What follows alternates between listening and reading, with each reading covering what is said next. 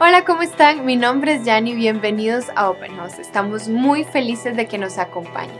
Y es que aunque no nos hemos podido reunir en persona, tenemos la oportunidad de reunirnos virtualmente.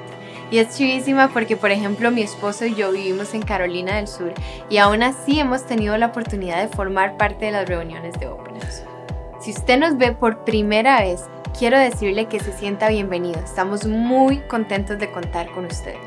En Open House tenemos una misión clara, que es guiar a las personas a una relación creciente con Jesús.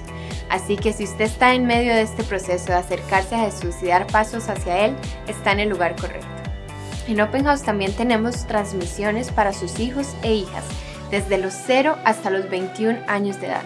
Pueden encontrar estas transmisiones en Facebook como One Balance, App Street, Transit e Inside Out.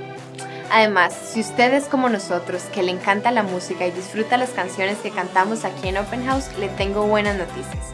Hemos creado un playlist de YouTube con todas las canciones que cantamos aquí en Open House para que ustedes puedan escucharlas durante la semana.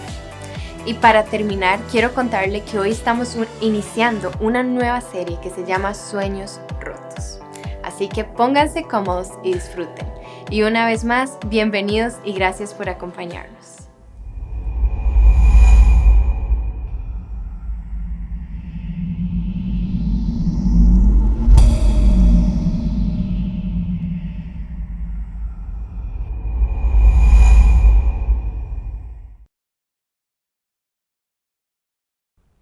Si algo nos ha enseñado el COVID-19 es que no todos los sueños se hacen realidad, que no siempre las cosas salen como las planeamos. Ha sido un año increíblemente diferente, ha sido una situación que ninguno la esperábamos, una crisis de salud que se convirtió en una crisis económica, que se ha convertido en una crisis a nivel mundial en muchos sentidos, y yo sé que algunos de nosotros estamos un poco fatigados de hablar del tema de la pandemia, pero probablemente la mayor fatiga que tenemos es la realidad, que un montón de cosas no van a salir como nosotros planeamos.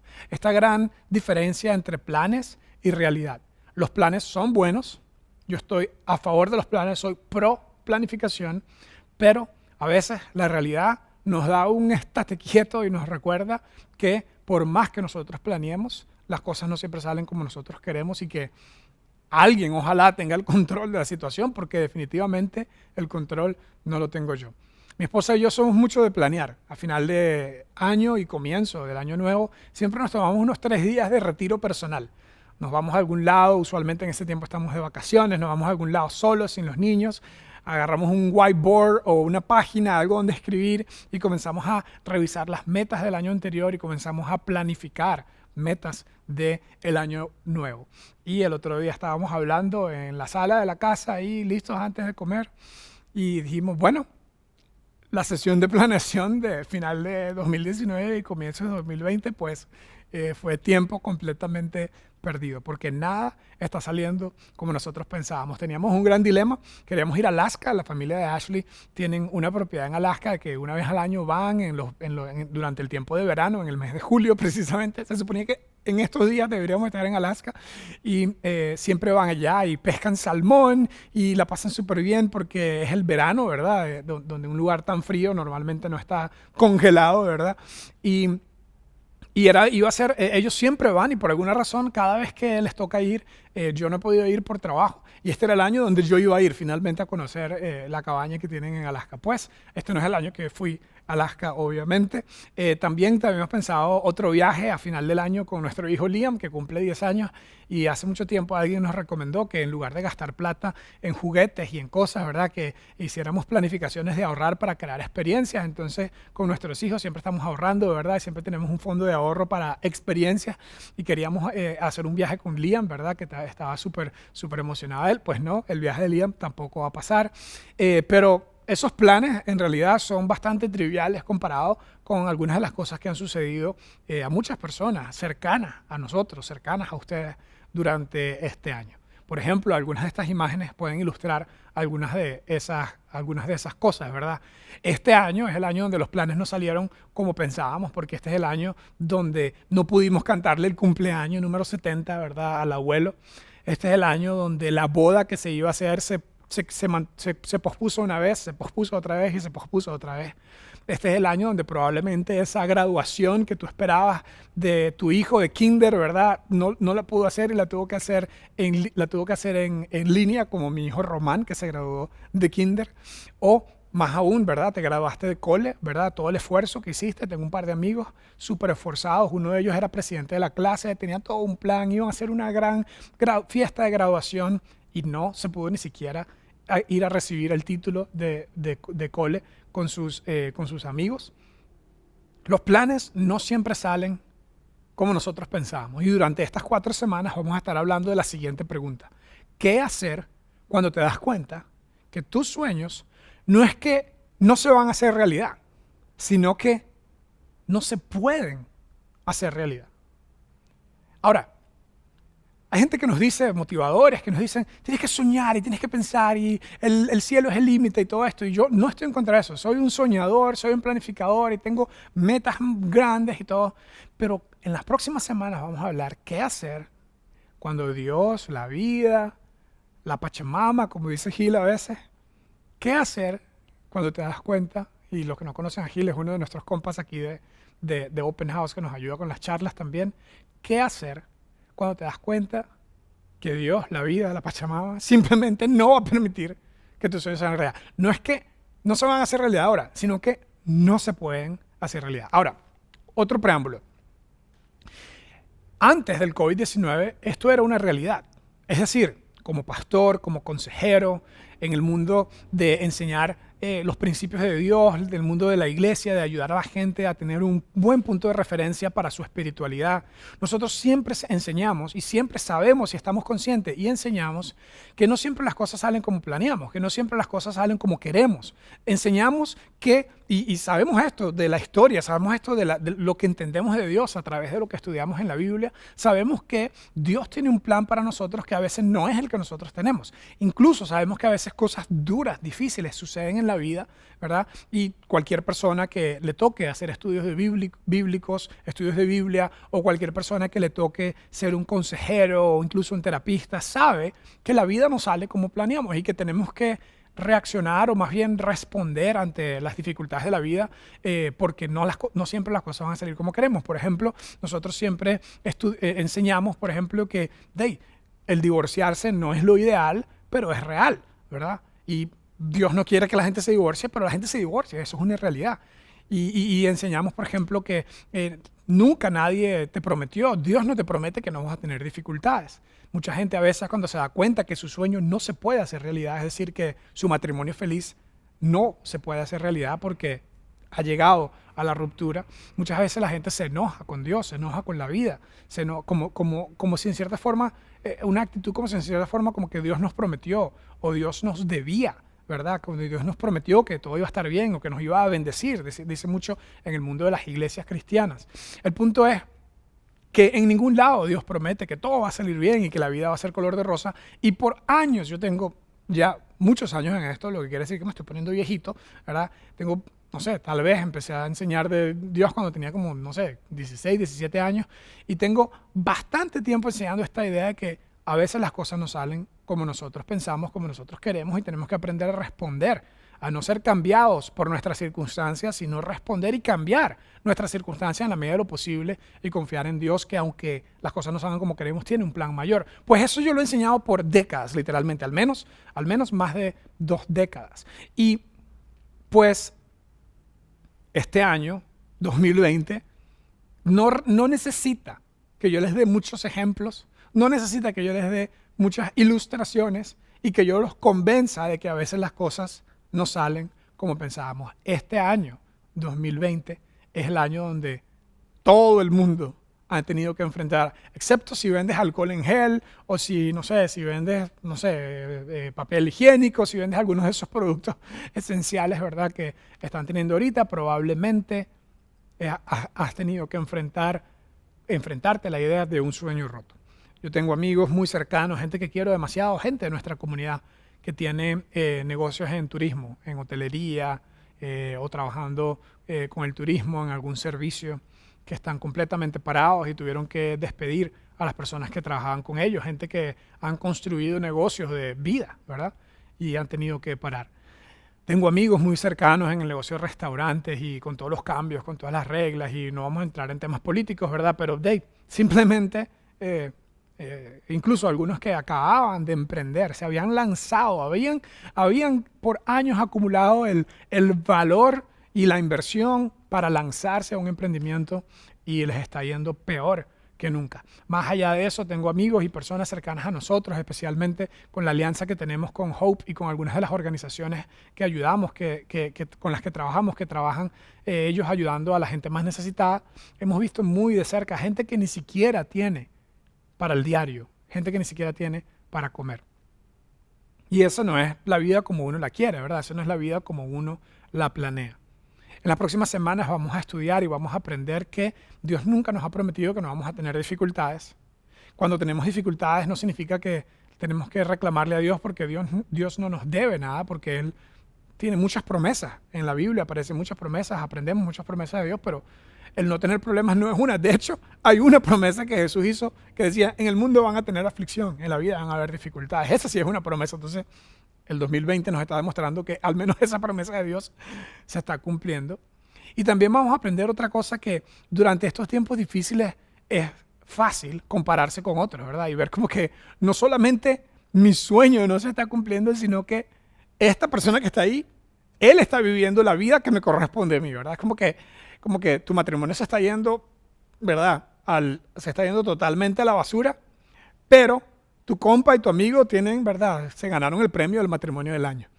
O tu economía, ¿verdad? Estabas en turismo, estabas en algo, y tu compa o tu amigo, pues le tocó vender alcohol en gel y está ganando más dinero que nunca, ¿verdad?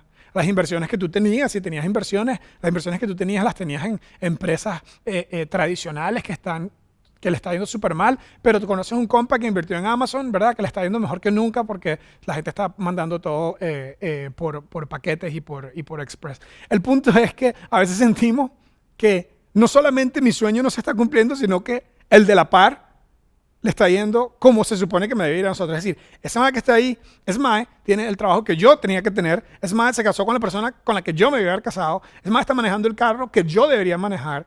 Y eso simplemente hace nuestra penumbra, eso simplemente hace nuestra situación peor. No nos añade nada, nos pone en un espiral hacia abajo donde lo único que vamos a encontrar es más frustración y más depresión, porque nos hace asumir una situación de víctima y no nos añade nada, no nos sirve nada. Entonces, durante las próximas semanas vamos a aprender de eso también.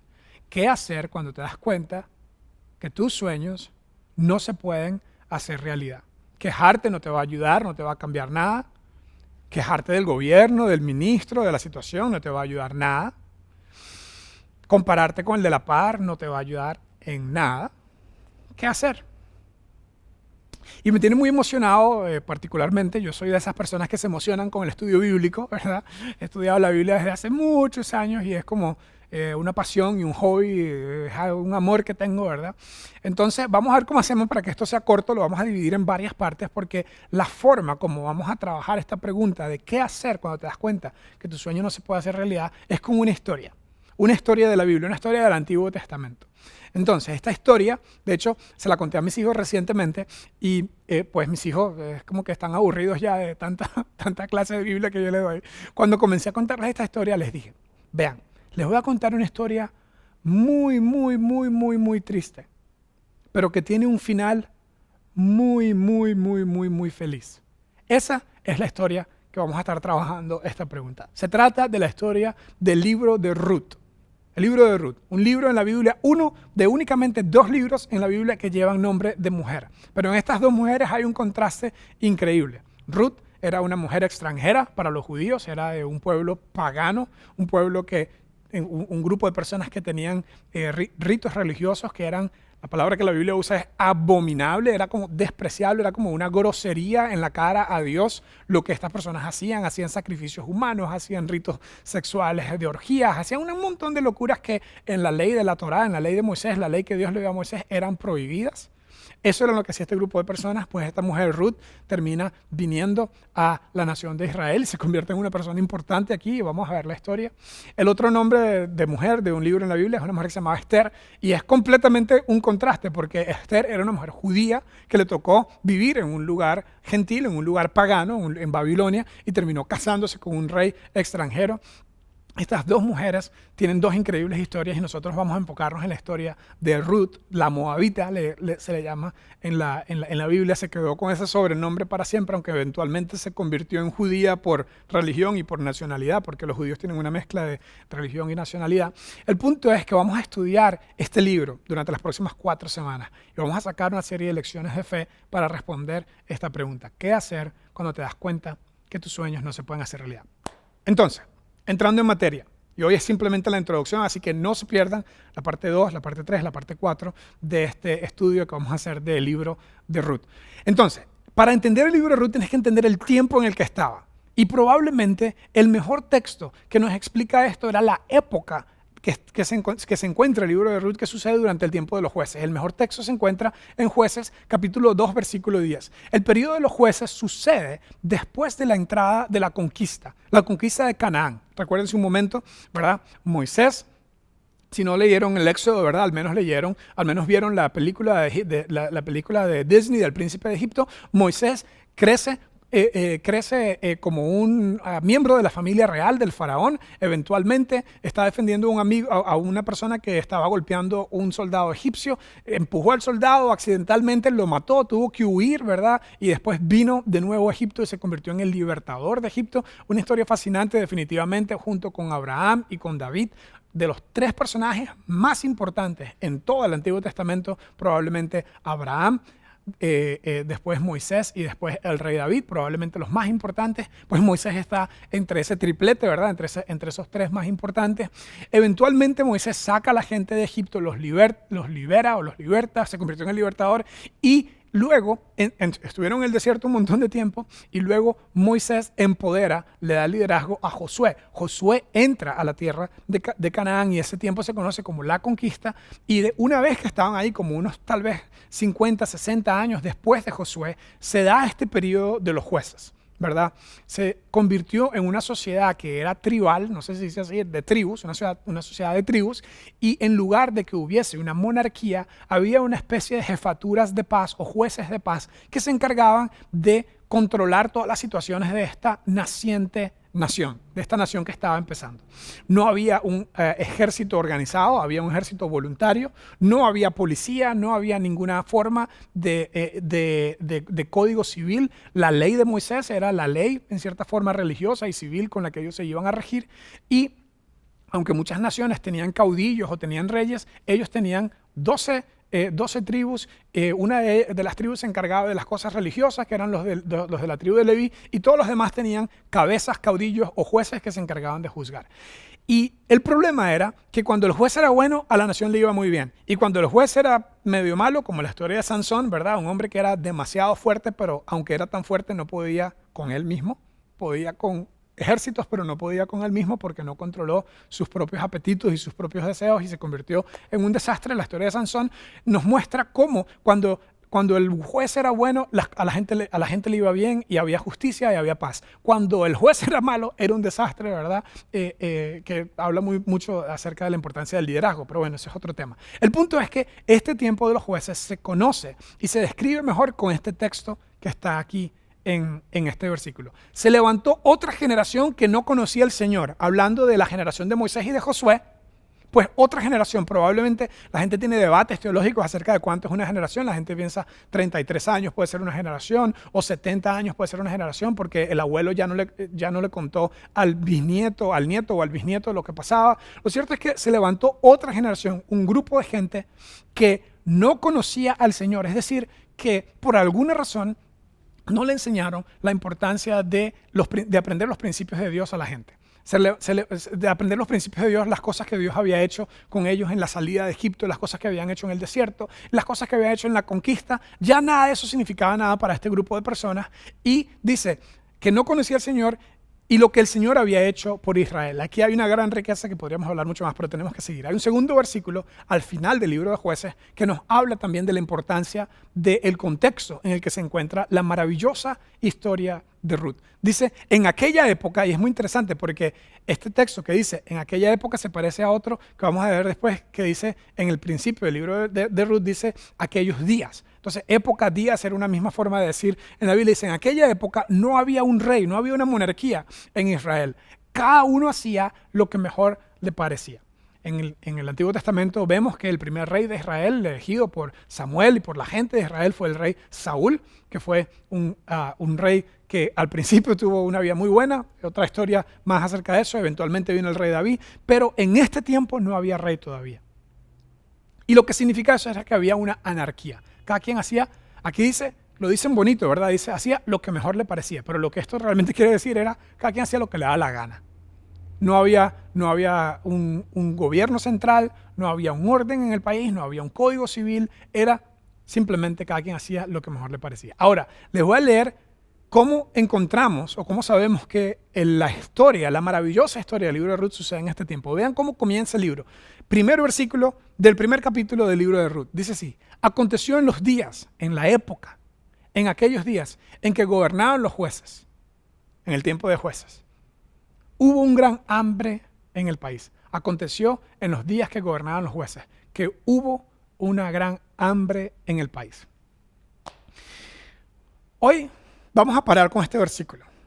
Voy a pasar al cierre de esta charla, pero como dije, todavía no hemos hablado nada de la historia de Ruth, porque hoy es apenas la introducción, el contexto histórico en el que sucede esta historia. En el tiempo de los jueces, después de la salida de Egipto, después del peregrinaje en el desierto, después de la conquista, a todo el mundo se le olvidó los grandes milagros.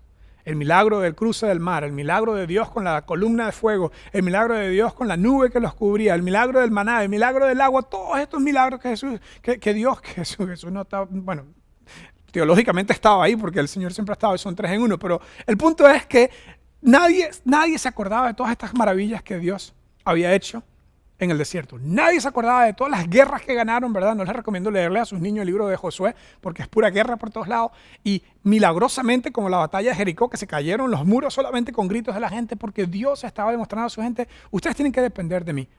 Al menos esa es la lección filosófica que podemos aprender de esa parte de la historia. Y se levantó un nuevo grupo de personas que nada que ver con Dios, que nada que ver con los milagros. Estamos solos, cada quien hace lo que quiere, lo que mejor le parece. Y durante ese tiempo vino un tiempo muy difícil. Es decir, que a veces en la vida suceden cosas malas, como hambre en el país, por ejemplo, una crisis económica. O sea, era exactamente como si fuese un tiempo de pandemia. Había un hambre en el país, algo que estaba fuera de las manos de todo el mundo. La economía se había ido a la basura, todo estaba grave. Aunque las cosas ya estaban mal, ya había un desorden, era como mal sobre mal. Las cosas no podían llegar a un punto peor. Lo primero que vamos a aprender al estudiar el libro de Ruth son 3 cosas, que son las 3 conclusiones que les tengo hoy. Lo primero que vamos a aprender al estudiar el libro de Ruth es, en tiempos difíciles necesitamos 3 cosas. El contexto histórico del libro de Ruth nos recuerda a que en tiempos de pandemia, en tiempos de hambre, en tiempos de economía destrozada, en tiempos donde nos damos cuenta que nuestros sueños, nuestras metas, nuestras ilusiones no solo no se van a cumplir, sino que no se pueden cumplir. En esos tiempos debemos recordar, 1, la fidelidad de Dios en el pasado. Por eso es que es importante. Una cosa que hacemos en Open House, por ejemplo, es contar testimonios. La gente cuenta una historia de su vida, de cómo era su vida antes de conocer de Dios y de cómo su vida comenzó a cambiar a medida que comenzaron a ponerle atención a lo que Dios manda. Eso es demasiado importante porque esas victorias, esas cosas buenas que suceden en el pasado, tenemos que recordarlas, celebrarlas, contárselas a nuestros hijos. Porque en tiempos difíciles necesitamos recordar lo bueno que Dios ha hecho en el pasado. No todo es tan malo, las cosas han estado mal antes y Dios nos ha ayudado, lo que quiere decir que nos va a ayudar ahora otra vez. Debemos aprender a recibir la paz de Dios en el presente y debemos aprender a confiar en el plan de Dios para el futuro.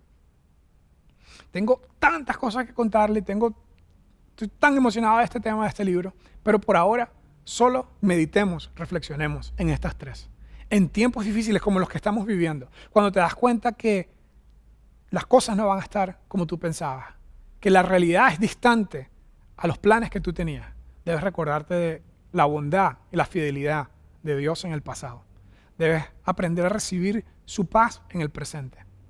Y debes aprender a confiar en Él por el futuro. Les tengo un par de preguntas que quiero que ustedes trabajen. ¿Qué puedes hacer o cómo puedes hacer hoy para recordar la fidelidad de Dios en tu pasado? ¿Qué puedes hacer para recibir la paz de Dios en tu presente? Y ojalá que puedan trabajar esta pregunta en la casa, con su familia, incluso que involucren a sus hijos en la conversación y que hablen de algo tangible, algo específico, porque es que como Dios es intangible, es espíritu, no lo vemos, parece que no está. Ojalá que puedan hacer algo tangible, no sé, tal vez es escribir una carta donde le confiesas a Dios que recibe su paz, tal vez es crear una especie de monumento, no sé, inventar algo creativo que nos ayude a que en medio de la incertidumbre, en medio de la ansiedad que estamos viviendo, poder aprender a recibir. A veces una de las cosas que yo hago es que me gusta orar con las manos así abiertas para aprender a decirle a Dios, Dios mío, estoy aquí físicamente dispuesto a recibir lo que tú tienes para mí. Y tercero, ¿cómo puedes hacer para entregarle a Dios tu ansiedad por el futuro? Sí, todavía la economía no parece que se va a arreglar. Sí, el turismo lo abrieron para Alemania y no sé qué otro país abrieron el turismo. O sea, como que la mayoría del turismo viene de Estados Unidos, así que los que estaban en el turismo todavía como que nada que ver. La situación parece que va a seguir por un rato difícil, incluso peor. ¿Qué hacer para que toda esa carga de ansiedad que tenemos no la proyectemos hacia culpar al gobierno, culpar al ministro, hacernos sentir como una víctima, sino aprender a entregársela a Dios y aprender a confiar en Él? Nada en contra de los planes. Yo soy de planear. Mi esposa es 10 veces más que yo de planear.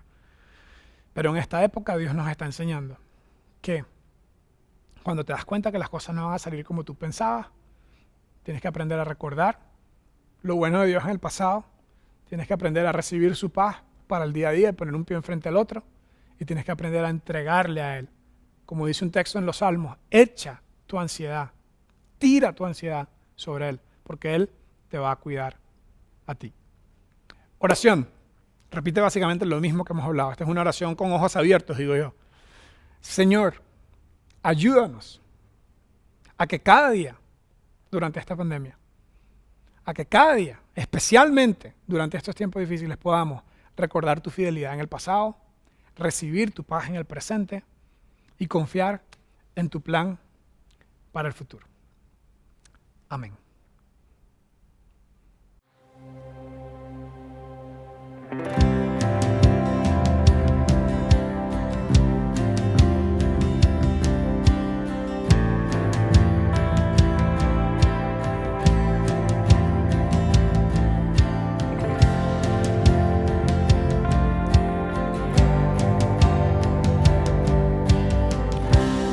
Esperanza está en Jesús, en su justicia y en la cruz. De nadie más dependeré, solo en su nombre confiaré.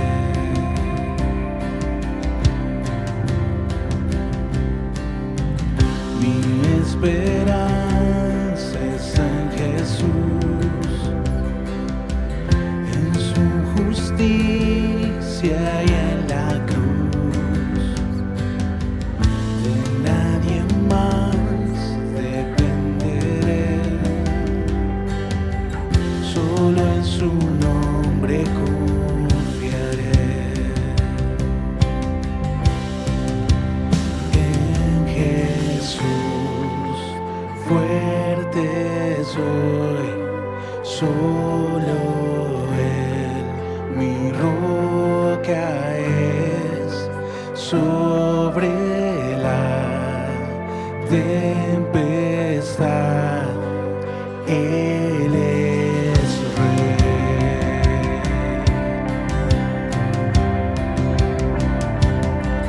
Cuando no puedo ver su faz, sé que su gracia es siempre igual. A la tormenta venceré, mi ancla firme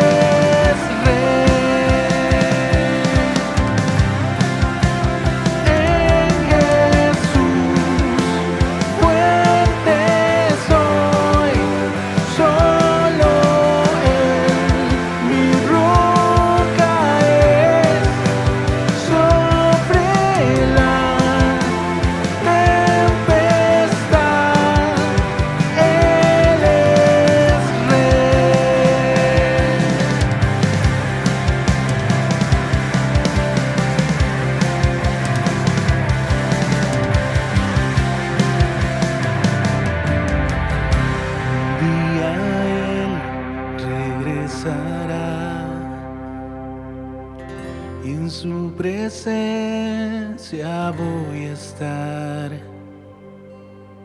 sin mancha ante Él vendré,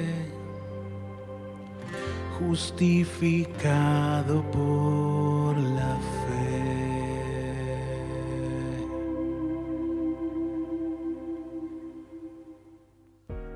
Hola, si disfrutaste la charla, te invitamos a darle like y compartirla con tus amigos. Además, no olvides suscribirte a nuestro canal de YouTube y seguirnos en todas nuestras redes sociales. Bye, nos vemos la próxima semana.